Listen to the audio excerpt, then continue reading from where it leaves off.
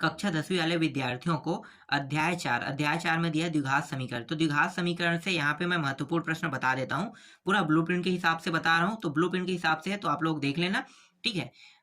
इस अध्याय से कुल 5 नंबर के प्रश्न आएगा, एक नंबर के 3 प्रश्न और 2 प्रश्न, मतलब 1 प्रश्न आएगा 2 नंबर का। तो मैं आप लोगों को एक नंबर के प्रश्न पहले दिखा देता हूँ, ठीक है। तो चलो मैं दिखाता हूँ, 1 मिनट। देखो यहाँ पे पहला प्रश्न है, यहाँ पे देख लो, ठीक है। इसे पढ़ के आपको एग्जाम में जाना है, मैं आपको पूरा समझा भी दूंगा कि इसे कैसे बनाया जाता है। तो देखो यहाँ पे क्या है, यदि द्विघात समीकरण ax² + bx + c = 0 के मूल समान हो तो समीकरण के विविक्तीकर का मान बताइए। हमेशा कितना होता है, 0 होता है, d = 0, तो ये मान आएगा, उत्तर में 0 लेना है। उसके बाद दूसरा है, समीकरण x² + x - 1 = 0 के मूलों की प्रकृति होगी। तो मूलों की प्रकृति क्या होगी, अगर मूलों की प्रकृति इसको हल करोगे तो जो x की वैल्यू है, ठीक है, x की वैल्यू कितना प्राप्त हो रहा है, कोई प्लस में आ रहा है तो वास्तविक होंगे, ठीक है, और 0 में प्राप्त होगा तो क्या होगा, वो भिन्न या समान होगा, ठीक है। तो इस तरह से समान होगा, तो ये 0 में प्राप्त हो रहा है, इसलिए ये क्या हो जाएगा, वास्तविक और भिन्न होगा। याद रखना इसे, एक नंबर के प्रश्न ऐसे ही आते हैं।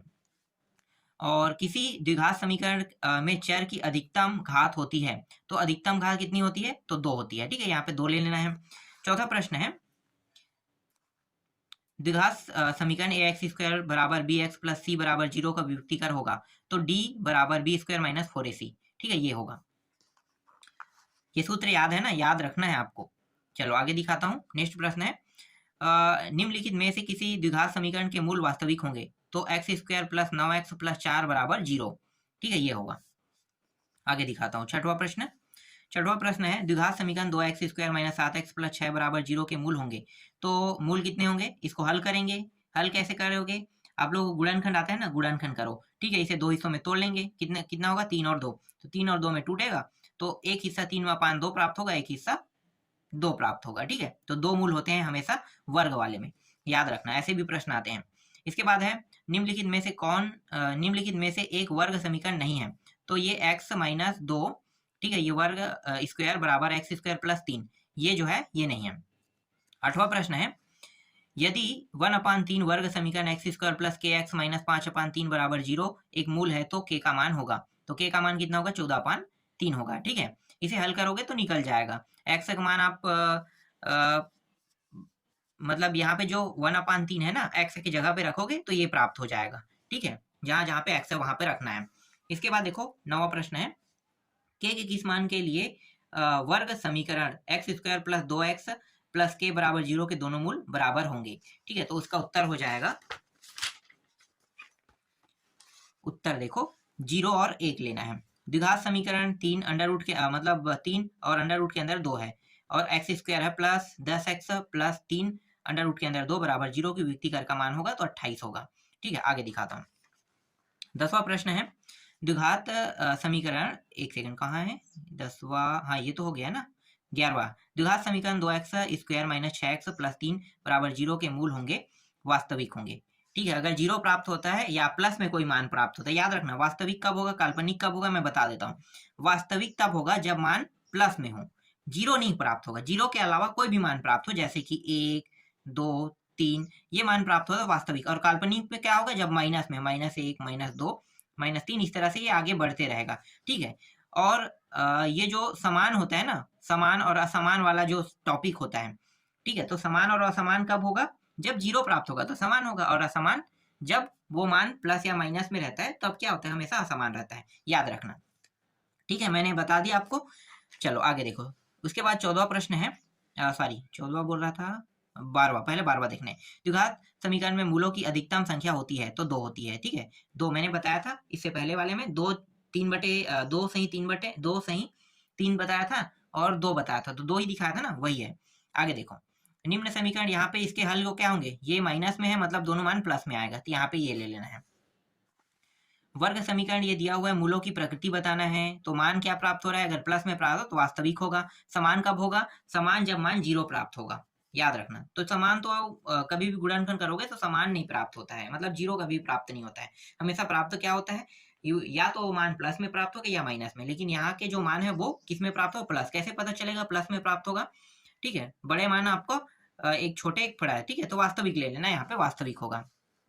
इसके बाद है, एक्स स्क्वायर प्लस 5x बराबर 0, तो एक मान तो आ जाएगा यहाँ पे, देखो x का मान निकालना है, x एक 0 और ये हो जाएगा x का मान 5, तो एक मान 0 और एक मान 5, तो ये है, ठीक है, एक मान 0 और एक मान 5 प्राप्त होगा। 16वां प्रश्न है, जब वर्ग समीकरण a x square plus b x plus c बराबर 0 के मूल समान होंगे तो ये आ जाएगा, ठीक है, बी स्क्वायर माइनस 4ac बड़ा है किससे, 0 से, तब ये होगा।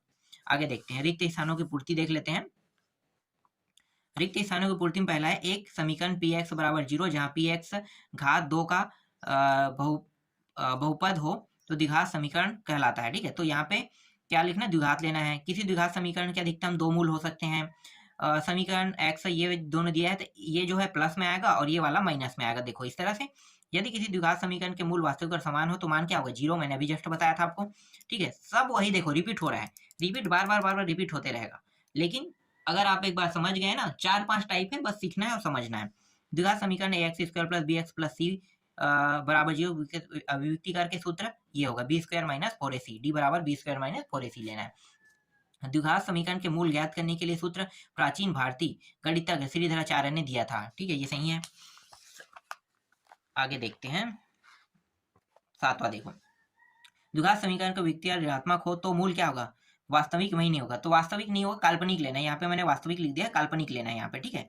क्या होगा उत्तर, काल्पनिक, ठीक है। प्लस में होता तो वास्तविक होता और ये काल्पनिक है, सिर्फ काल्पनिक लिखना है, या पूरा लिखोगे तो वास्तविक नहीं है तो इसका मतलब भी काल्पनिक हो जाएगा, नहीं लगा है तो, ठीक है। आगे देखो, वर्ग समीकरण ये दिया है ना, तो इसमें क्या पूछा है कि के मूल क्या होंगे, तो इसके मूल जो है वर्ग होंगे, तो वर्ग होंगे तो ये चीज मत लेना। यहाँ पे देखो इसका जो मूल है क्या होगा, एक प्लस में एक माइनस में, तो ये प्लस ले लो और एक माइनस में प्राप्त होगा, ठीक है, इसके मूल इस तरह से।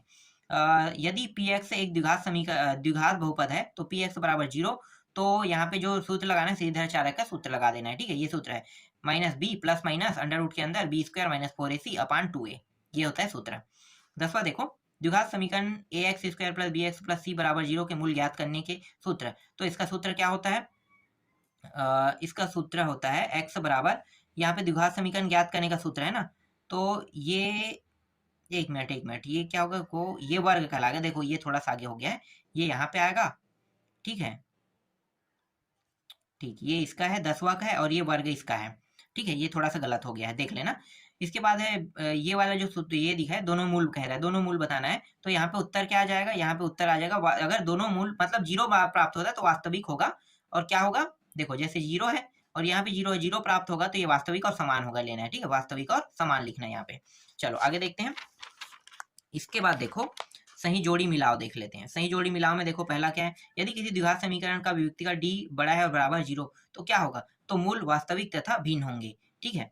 और ये वाला दिया है मूल क्या होंगे, तो मूल यहाँ पे देखो ये सूत्र है बी स्क्वायर माइनस 4ac हो जाएगा, ठीक है। तीसरा देखो, द्विघात समीकरण एक्स स्क्वायर के मूल क्या होंगे, तो ये वाला जो है ना एक प्लस एक माइनस में है, ये आ जाएगा, ठीक है, क्योंकि इसे वर्ग करेंगे तो वर्ग तो ऐसे ही नहीं कर सकते, ठीक है, तो वर्ग करेंगे तो एक प्लस एक माइनस में आएगा। चलो आगे देखते हैं, द्विघात समीकरण यहाँ पे दिया है, तो ये इसका जो मान है x का 0 1 का और इसका मान हो जाएगा +3, ये आ गया। और ये जो दिया है ना इसका मान क्या हो जाएगा, ये वर्ग में बाहर में कोष्टक लगा देखो और इसका वर्ग है तो मतलब दोनों मान प्लस में रहेगा, तो ये आ जाएगा, ठीक है, समझ में आ गया, ठीक। चौथा देखो, चौथा क्या दिया है, यहाँ पे ये दिया है ना, ये विविक्तिकार का सूत्र होता है, तो विविक्तिकार लिया है। और यहाँ पे यदि किसी द्विघात समीकरण के मूल वास्तविक और समान है तो 0 होगा उसका मान, ठीक है, इसे मैं बार बार बता रहा हूँ आपको। यदि किसी द्विघात समीकरण के विविक्तिकार का मान ऋणात्मक है तो क्या होगा, मूल वास्तविक नहीं होगा, तो क्या होगा, काल्पनिक। यहाँ पे फिर वास्तविक लिख दिया मैंने, काल्पनिक लिख लेना यहाँ पे, ठीक है, एक शब्द में काल्पनिक लिख लेना। यदि किसी द्विघात समीकरण विविक्तिकार का मान धनात्मक हो तो अब क्या होगा, मूलों की प्रकृति, तो अब होगा मूल वास्तविक होंगे, ठीक है, मूल वास्तविक और भिन्न होंगे बोलना, ठीक है, ये लिखना, मूल वास्तविक और भिन्न होंगे। द्विघात समीकरण के मूल द्विघात समीकरण का मानक रूप तो a x square plus b x plus c होता है। इसके बाद अगला है 6वां प्रश्न, देखो यहाँ पे ये जो वियुक्तिकार है इसका सूत्र क्या होगा, तो d बराबर बी स्क्वायर माइनस 4ac होगा, ठीक है। 7वां देखो, यदि किसी वर्ग समीकरण वियुक्तिकार धनात्मक एवं पूर्ण हो तो उसके मूल होंगे वास्तविक एवं भिन्न होंगे, ठीक है, ये मैं बार बार बताते जा रहा हूँ आपको। इनके मूलों का योग क्या होगा, तो इनके मूलों का योग दोनों मान माइनस में आएगा, -4 और ये -4 दोनों होंगे, ठीक है, गुणनखंड करोगे तो ये प्राप्त होगा। मूल निकालने का तरीका है गुणनखंड करना। यहाँ भी गुणनखंड होगा तो गुणनखंड करने पर कितना आ रहा है, यहाँ पे 3 प्राप्त हो रहा है, ठीक है, 3 बड़ा जो है वो 3 प्राप्त हो रहा है। चलो आगे देखते हैं गुणनफल क्या होगा, कह रहा है, सॉरी यहाँ पे योगफल बोला है ना, योगफल का सूत्र क्या होता है, माइनस बी अपान ए होता है, और गुणनफल का सूत्र सी अपान ए, यही सूत्र से निकला है। तो देखो ये -4 और ए का मान 1, तो -4 आ गया, और इसका मान कितना है 6 और 2 तो 3 आ गया, ठीक है, ये इस तरह से निकला है।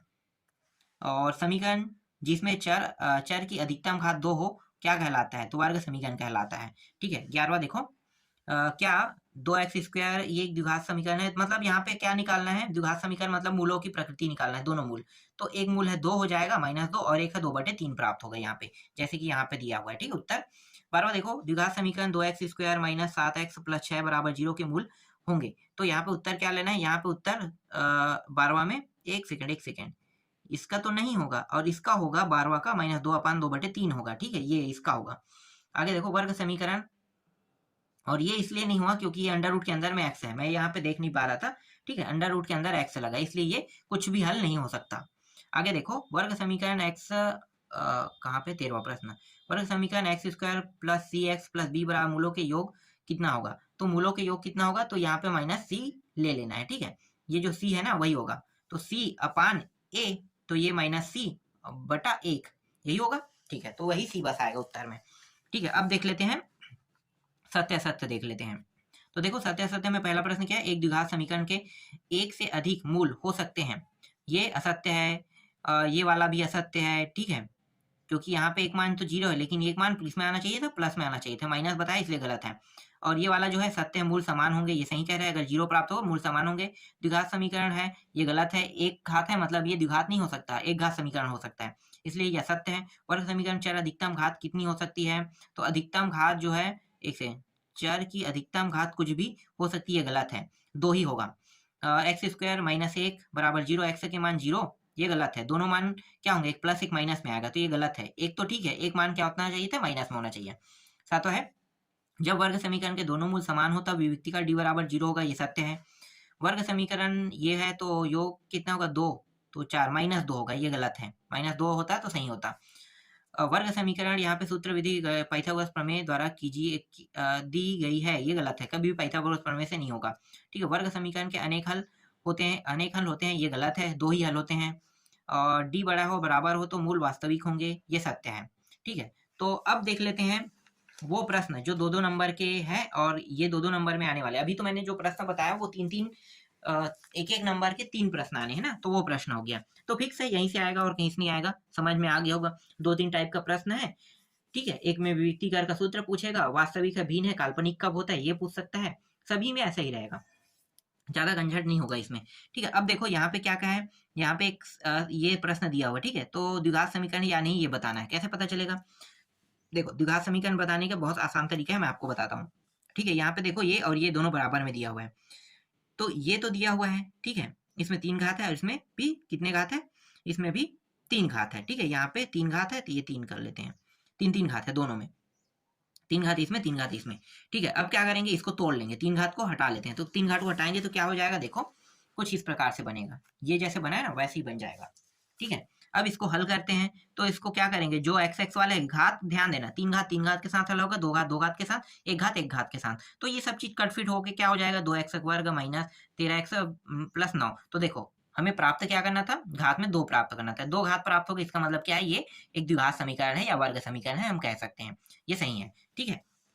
इसी तरह से देखो यहाँ भी पूछा द्विघात समीकरण है या नहीं, तो ऐसे ही प्रश्न आएगा, द्विघात समीकरण है या नहीं, तो द्विघात समीकरण निकालने का तरीका क्या है पता चल गया, पहले इन दोनों को गुणा कर लो, फिर इन दोनों को गुणा कर लो, दोनों को गुणा करेंगे तो देखो दोनों को जब गुणा करेंगे तो ये मान प्राप्त होगा, ठीक है। इसके बाद क्या है, घात को सेम घात को, देखो सेम घात और सेम घात के साथ ही हल होगा, तो ये प्लस है, ये भी प्लस है, मतलब ये क्या हो जाएगा, इस साइड आके घट जाएगा, तो x वर्ग बचेगा, ये किस में है, माइनस में है, और ये दोनों क्या है, माइनस, ये सॉरी ये प्लस में, और ये दोनों क्या है, माइनस में, तो देखो एक प्लस है, ये सॉरी ये माइनस है, ये माइनस है, same to same minus minus, तो यहीं से काट दो, इसको कट गया, बचा क्या, ये माइनस ये प्लस, तो ये 5 इस पार लाएंगे क्या हो जाएगा, माइनस हो जाएगा, तो 11 हो जाएगा, 11 आ गया, -11x, और ये माइनस में इस साइड आएगा तो क्या होगा, प्लस हो जाएगा, 5 जो है, तो 5 3 कितना होगा, 8 आ गया है, तो ये क्या है, एक वर्ग समीकरण है, बन गया ये प्रश्न, कितना आसान है देखो।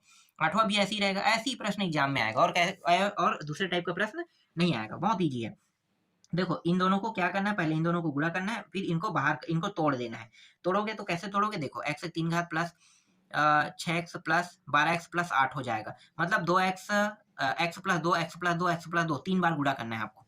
ठीक है, गुणा करोगे ये मान प्राप्त होगा। फिर काट फिट करेंगे तो देखते हैं यहाँ पे देखो 3 घात आ रहा है, इसका मतलब क्या है, ये वर्ग समीकरण नहीं है। समझ में आ गया वर्ग समीकरण वाला। ठीक है, अब इससे प्रश्न आएगा, बन जाएगा। देखो आगे देखते हैं 9वां प्रश्न। यहाँ पे क्या है, निम्नलिखित स्थिति को गणितीय रूप में व्यक्त कीजिए और रेलगाड़ी 480 किलोमीटर की दूरी समान चाल से तय करती है। यदि इसकी चाल 8 किलोमीटर प्रति घंटा कम होती है तो वह उसी दूरी तो तय करने में 3 घंटे अधिक समय लेती है। तो रेलगाड़ी की चाल ज्ञात कीजिए। रेलगाड़ी की चाल बताना है। देखो बहुत आसान है, पहले हम क्या करेंगे, जो जो दिया है उसको लिख लेते हैं और रेलगाड़ी की जो चाल है उसको x मान लेते हैं, क्योंकि निकालना हमें क्या है, रेलगाड़ी की चाल। तो जिसको निकालना होता है उसको हम x मान लेते हैं, x किलोमीटर प्रति घंटा। तो इसकी कुल दूरी कितनी है, इतनी है। ठीक है, और तो हम क्या करेंगे, कुल दूरी को इस चाल से भाग दे देंगे। तो ये हो गया, कितना हो गया, देखो समय, और इसका सूत्र क्या होता है, दूरी बटे चाल होता है ना। तो यहाँ पे सूत्र लिख लेते हैं। देखो सूत्र होता है समय बराबर दूरी बटा चाल।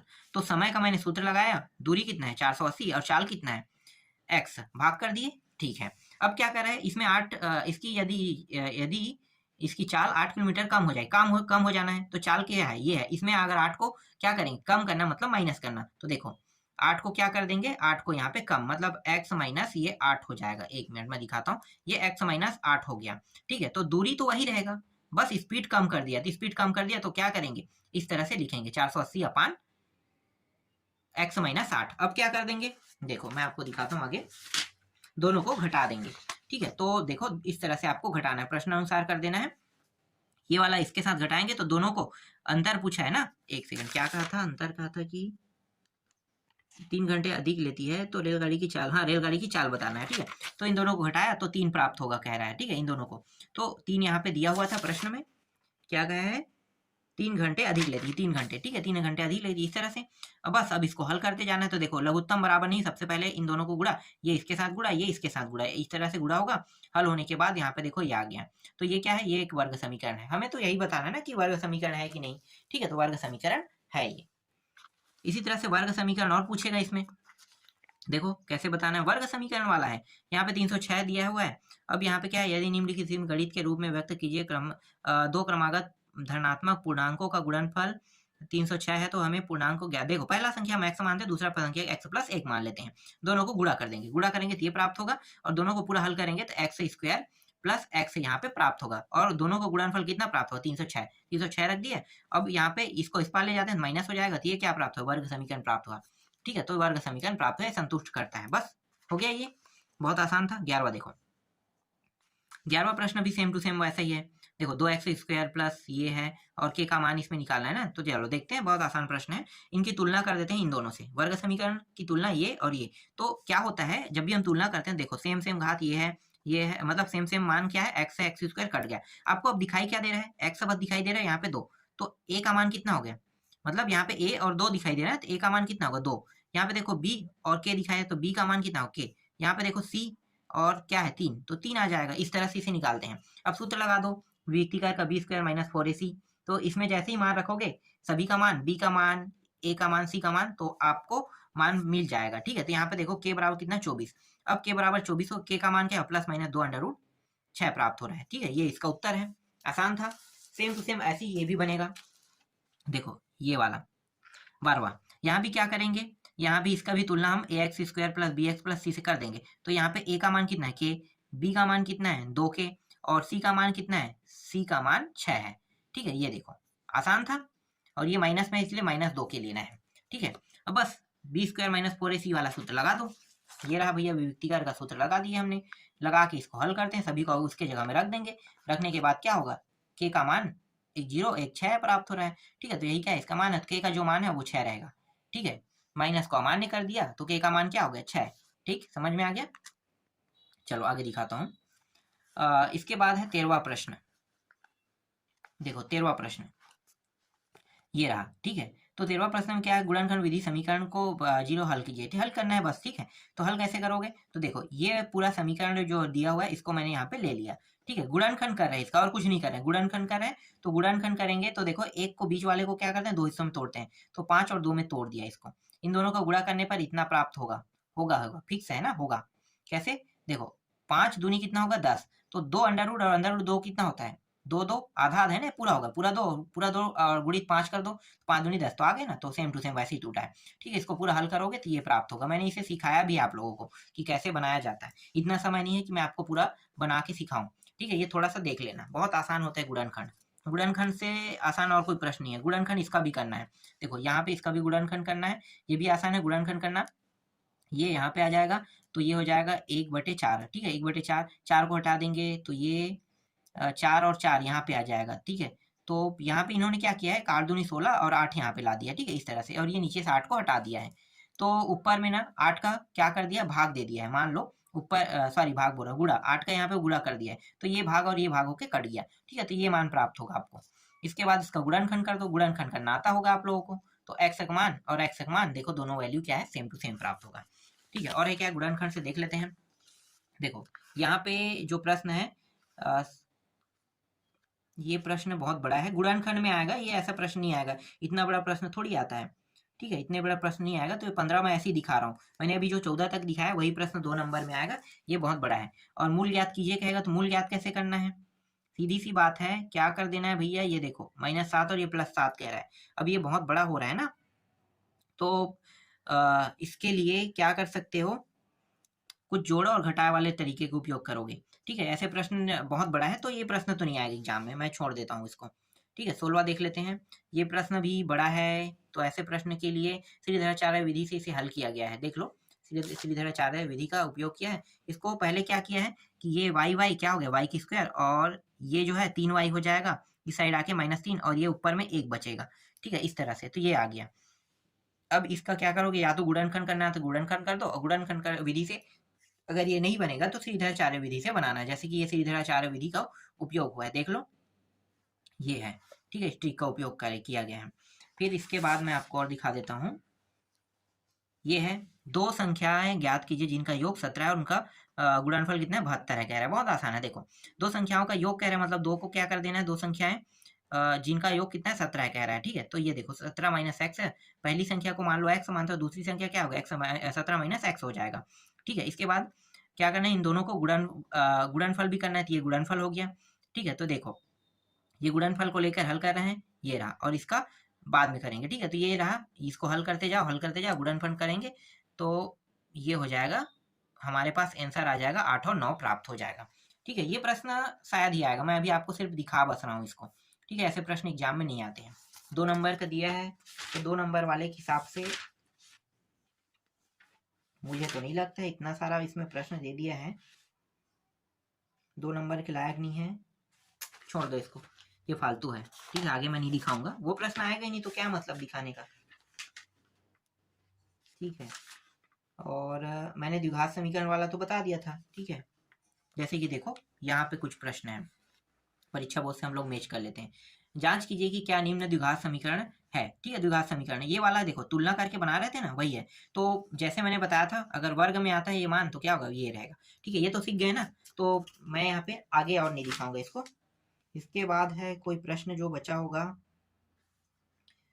हाँ, छोटा छोटा उत्तर वाला, देखो उसमें बहुत बड़ा बड़ा उत्तर दिया था, इसलिए कंझट लग रहा था मुझे, मैं थोड़ा सा छोटा कर लेता हूँ। देखो यहाँ पे है, ये दूसरा में देखो, पहला दूसरा तीसरा चौथा 4 प्रश्न दिए हुए हैं, बस 4 प्रश्नों में देखते हैं, और मैं इसका डायरेक्ट उत्तर दिखा देता हूँ।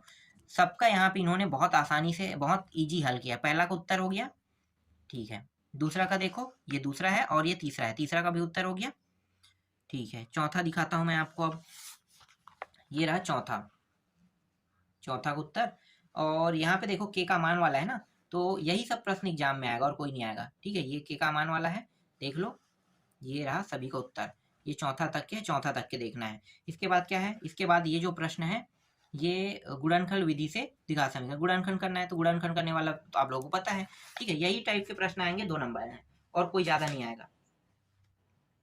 और है क्या यहाँ पे, नहीं, श्रीधराचार्य वाला तो ठीक है, 2 था यहाँ पे, श्रीधराचार्य से इसके बाद तो बहुत बड़ा बड़ा प्रश्न दिया हुआ है, मैं बड़ा बड़ा प्रश्न नहीं बताऊंगा। ठीक है, उतना ही देखना है और ज़्यादा नहीं देखना है। ठीक है, 2 नंबर में वही काफ़ी है। तो अभी मैं जो इतना बता रहा हूँ वो सब चीज़ देख लेना। ठीक है, पूरा ब्लूप्रिंट के हिसाब से बताऊंगा और इन्हीं को पढ़ के आपको वार्षिक पेपर में जाना है।